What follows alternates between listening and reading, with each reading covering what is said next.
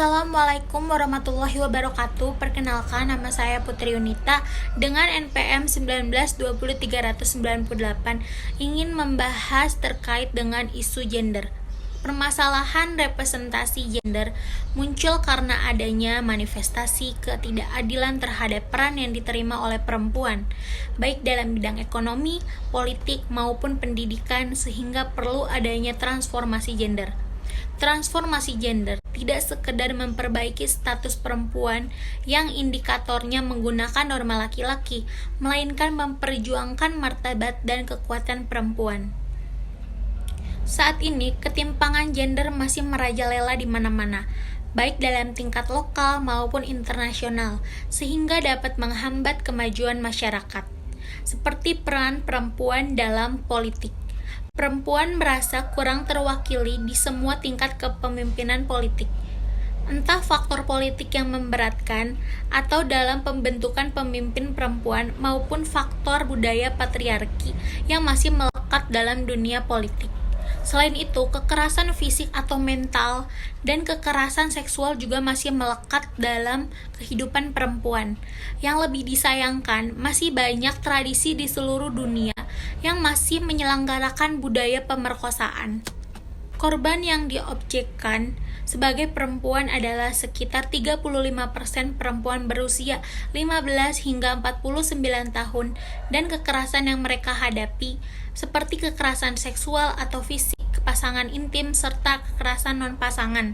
Meskipun terjadi kasus kekerasan seksual terhadap homoseksual, namun kasus kekerasan seksual terhadap perempuan lebih banyak dibandingkan daripada laki-laki. Selain itu, kekerasan lainnya pada 1 dari 3 gadis berusia 15 hingga 19 tahun yang mengalami kejahatan jenis mutilasi atau pemotongan genetik di 30 negara di Afrika dan Timur Tengah, di mana praktik kejahatan ini dapat membahayakan kondisi fisik serta mental, dapat beresiko tinggi mengalami pendarahan, infeksi berkepanjangan, ataupun penyakit HIV. Lebih tepatnya, kekerasan ini menjadikan perempuan sebagai objek atau korban dari laki-laki yang menjadi pelaku kejahatan.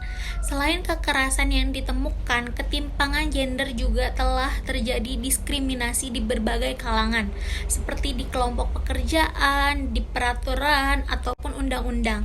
Diskriminasi diterima memiliki 2 jenis diskriminasi, yaitu diskriminasi langsung maupun diskriminasi tidak langsung, di mana diskriminasi ini mengacu pada situasi atau keadaan, peraturan atau praktik yang dianggap netral pada kenyataannya, masih memperlakukan berbeda untuk setiap orangnya.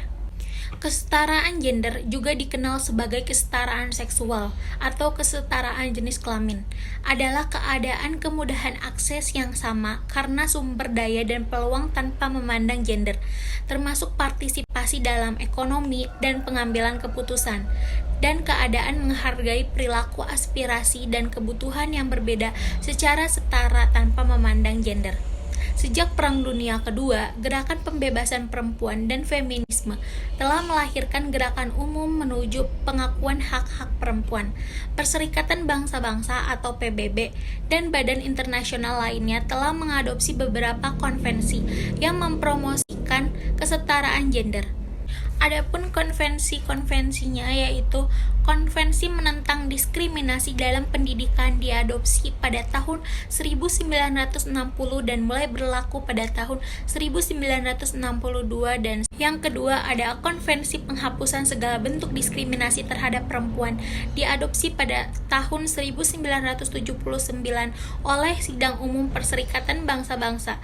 Ini telah digambarkan sebagai Undang-Undang Hak Asasi Internasional Perempuan yang mulai berlaku pada 3 September 1981. Deklarasi dan Program Aksi Wina, sebuah deklarasi hak asasi manusia yang diadopsi berdasarkan konsensus pada Konferensi Dunia Hak Asasi Manusia pada tanggal 25 Juni 1993 di Wina, Austria. Kekerasan terhadap perempuan diadopsi oleh Sidang Umum PBB pada tahun 1993. Pada tahun 1994, program Aksi Kairo selama 2 tahun telah diadopsi pada Konferensi Internasional tentang Kependudukan dan Pembangunan di Kairo. Program aksi yang tidak mengikat ini menegaskan bahwa pemerintah memiliki tanggung jawab untuk memenuhi kebutuhan reproduksi individu daripada target demografis. Karena itu, mereka menyuarakan keluarga berencana, layanan hak reproduksi, dan strategi untuk mempromosikan kesetaraan gender dan menghentikan kekerasan terhadap perempuan. Pada tahun 2018, perempuan hanya memegang 27% posisi manajerial di seluruh dunia. Ketidaksetaraan yang dihadapi oleh anak perempuan bisa dimulai sejak lahir dan mengikuti mereka semua. Kenapa? Karena wanita dan anak perempuan mewakili setengah dari populasi dunia. Namun, hingga saat ini, ketidaksetaraan gender tetap ada di mana-mana dan menghambat kemajuan sosial. Perempuan terus kurang terwakili di semua tingkat kepemimpinan politik. Di seluruh dunia, wanita dan anak perempuan melakukan bagian tidak proporsional dari pekerjaan rumah. Di beberapa negara, anak perempuan kehilangan akses ke perawatan, kesehatan, atau nutrisi yang tepat yang menyebabkan angka kematian yang tinggi.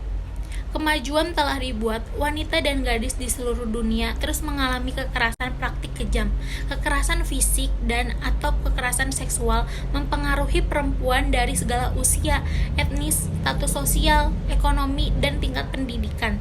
Pernikahan anak juga mempengaruhi pendidikan anak perempuan. Di Sub-Sahara Afrika, Oseania, dan Asia, anak perempuan masih menghadapi hambatan untuk memasuki sekolah dasar maupun menengah. Ketidaksetaraan gender mempengaruhi perempuan, merugikan perempuan untuk memiliki akses keterampilan dan menjadikannya keterbatasan. Partisipasi penuh perempuan dalam angkatan kerja akan menambah poin persentase pada sebagian besar tingkat pertumbuhan nasional, 2 digit dalam banyak kasus. Tantangan terkait gender lainnya, di seluruh dunia, 35% perempuan berusia antara 15 hingga 49 tahun pernah mengalami kekerasan fisik atau seksual pasangan intim atau kekerasan seksual non-pasangan. 1 dari 3 gadis berusia 15 hingga 19 tahun pernah mengalami bentuk mutilasi pemotongan kelamin di wanita 30 negara Afrika dan Timur Tengah, di mana praktik berbahaya paling umum dengan resiko tinggi pendarahan berkepanjangan, serta penyakit HIV, komplikasi persalinan, dan tingkat kematian yang tinggi. Kesetaraan gender sangatlah penting. Kesetaraan gender adalah hak asasi manusia yang fundamental. Memajukan kesetaraan gender sangat penting untuk semua bidang masyarakat yang sehat. Adapun fakta-fakta yang terjadi yaitu secara global 750 juta perempuan dan anak perempuan wanita menikah sebelum usia 18 tahun dan setidaknya 200 juta perempuan dan anak perempuan di 30 negara menjalani FGM. Tingkat anak perempuan berusia antara 15 hingga 19 tahun yang menjadi sasaran FGM atau mutilasi alat kelamin perempuan di 30 negara di mana praktik terkonsentrasi telah turun dari 1 dari 2 anak perempuan pada tahun 2000 menjadi 1 dari 3 anak perempuan pada tahun 2017. Di 18 negara, secara hukum suami dapat melarang istri mereka bekerja.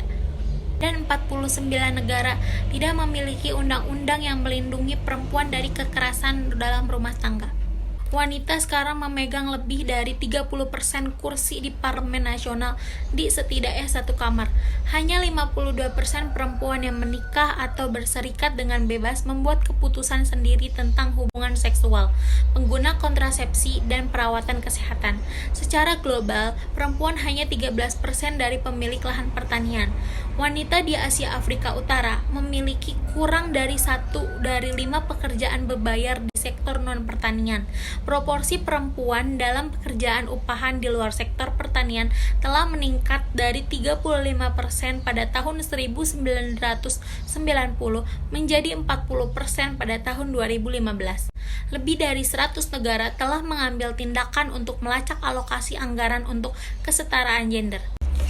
Dan di Asia Selatan, resiko seorang gadis untuk menikah di masa kanak-kanak telah turun lebih dari 40% sejak tahun 2000. Adapun tujuan dari kesetaraan gender yaitu untuk mengakhiri semua bentuk diskriminasi terhadap semua perempuan dan anak perempuan dimanapun, menghapus semua bentuk kekerasan terhadap semua perempuan dan anak perempuan di ruang publik ataupun privat, termasuk perdagangan manusia dan seksual dan jenis eksploitasi lainnya.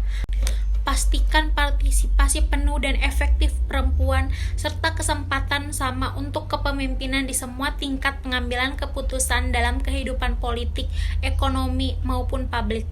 Memastikan akses universal ke kesehatan seksual dan reproduksi sebagaimana disepakati sesuai dengan program aksi Konvensi Internasional tentang Kependudukan dan Pembangunan dan platform aksi Beijing dan dokumen hasil konferensi tinjauan mereka. Melakukan reformasi untuk memberikan perempuan hak yang sama atas sumber daya ekonomi serta akses kepemilikan dan kendali atas tanah dan bentuk properti lainnya. Selanjutnya, terus meningkatkan penggunaan teknologi yang memungkinkan, khususnya teknologi informasi dan komunikasi untuk mempromosikan pemberdayaan perempuan, mengadopsi dan memperkuat kebijakan yang kuat dan perundang-undangan yang dapat ditegakkan untuk mempromosikan kesetaraan gender dan pemberdayaan semua perempuan dan anak perempuan di semua tingkat. Beberapa data di atas dapat disimpulkan bahwa masih banyaknya ketidaksetaraan gender yang merebak di mana-mana, baik di tingkat lokal maupun internasional, yang dapat menimbulkan kesulitan bagi kemajuan sosial. Besarnya diskriminasi yang diterima oleh perempuan membuat beberapa pihak dari organisasi berani berbicara dan mengutarakan keluhannya di hadapan dunia. Kesetaraan gender mengacu pada hak, tanggung jawab, dan kesempatan yang sama antara perempuan dengan laki-laki. Ketidakseimbangan yang sangat terlihat antara perempuan dan laki-laki, baik dalam posisi kepemimpinan maupun pengambilan keputusan, tentunya sangat tidak adil bagi perempuan. Banyak ketidaksetaraan gender, rasisme, diskriminasi di berbagai negara.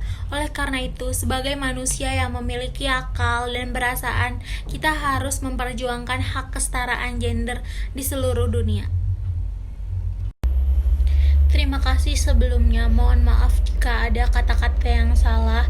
Wassalamualaikum warahmatullahi wabarakatuh.